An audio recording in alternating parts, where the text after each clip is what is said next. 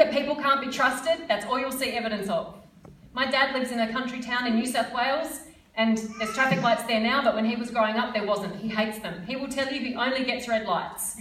So whenever I go and visit him, and I drive him to town and we get a green light, I'll say, "Dad, green light."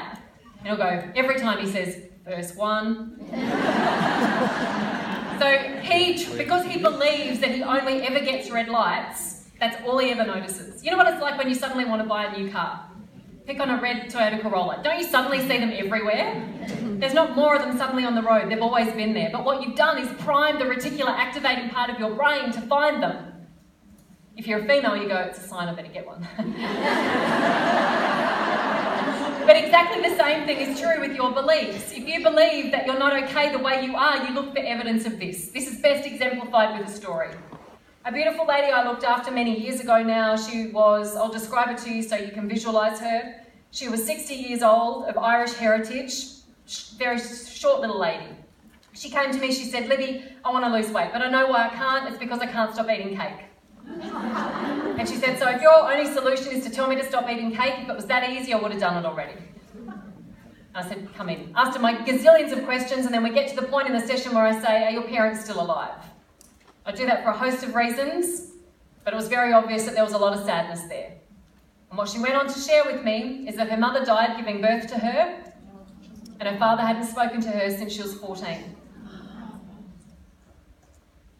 And what she then elaborated on was that when her dad took her home to their great big farm in the middle of country Ireland, in the middle of nowhere, and she grew up there. She had 4 big brothers, the nearest one to her in age was 13.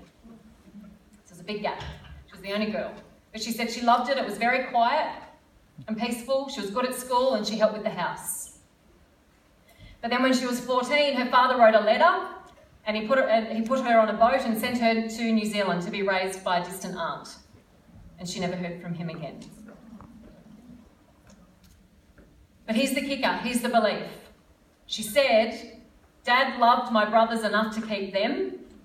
He didn't love me enough to keep me."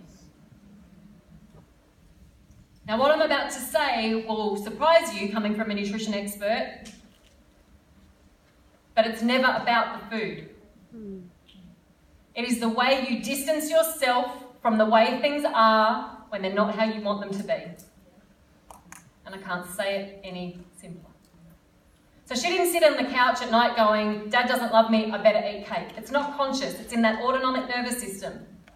But I believe that humans have beautiful hearts. Their behaviour doesn't always demonstrate that, but I believe they've got beautiful hearts. And so I said to her, what if the opposite is true? What if he sent you away because he loved you so much and he was prepared to break his own heart and never see his one and only precious daughter again? He was prepared to send you away to give you a better life. You were 14, you were probably just about to menstruate. He probably wanted you to be supported by a female.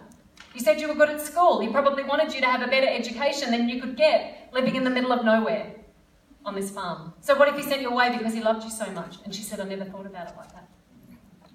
And I said, "Well, you said he's still alive. Is there any way you could get in touch with him?" And she said, "I could probably get a phone number." And I said, "Well, why don't you ring him and ask him why he sent you away?"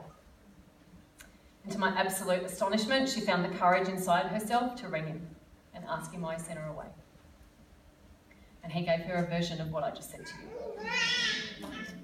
So she lived her life in the cloud of false belief from the age of 14 to the age of 60, but her dad didn't love her, when the exact opposite was true. So I didn't talk to her about cake. Didn't have to. She stopped eating it and lost the weight. She would have still had it when she went out for a cup of tea with her friends. My point is, when you get to the heart of why you do this, because your behaviour is the expression of your beliefs. If you don't understand the choices you make, there's a belief there that needs addressing.